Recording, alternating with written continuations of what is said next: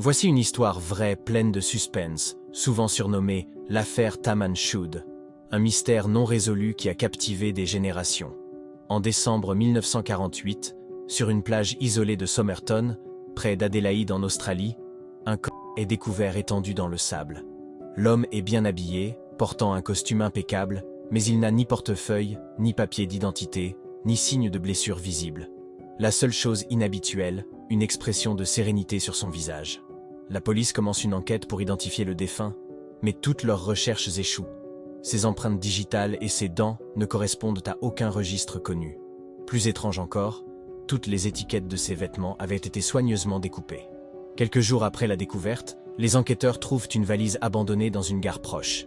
La valise semble appartenir à l'homme de Somerton. Dedans, des vêtements similaires à ceux qu'il portait, mais là encore, toutes les étiquettes avaient été retirées.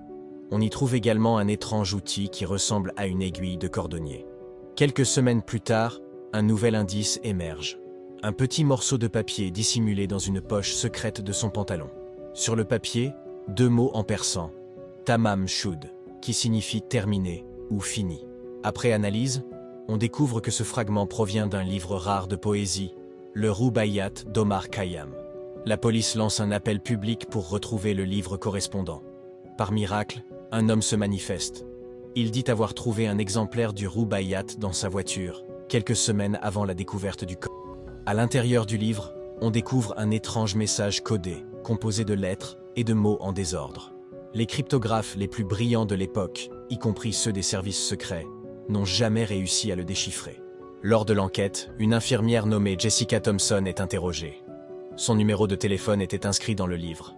Lorsqu'on lui montre un portrait de l'homme de Somerton, elle devient visiblement troublée, mais refuse d'expliquer pourquoi. Elle nie le connaître et demande que son nom ne soit pas rendu public. Certains pensent qu'elle pourrait avoir été impliquée dans une affaire d'espionnage. Malgré des décennies d'enquête et de théories, allant d'un suicide romantique à une conspiration d'espionnage en pleine guerre froide, l'identité de l'homme de Somerton reste un mystère. En 2022, des analyses ADN ont permis d'établir une potentielle connexion avec une famille australienne, mais l'affaire reste officiellement non résolue.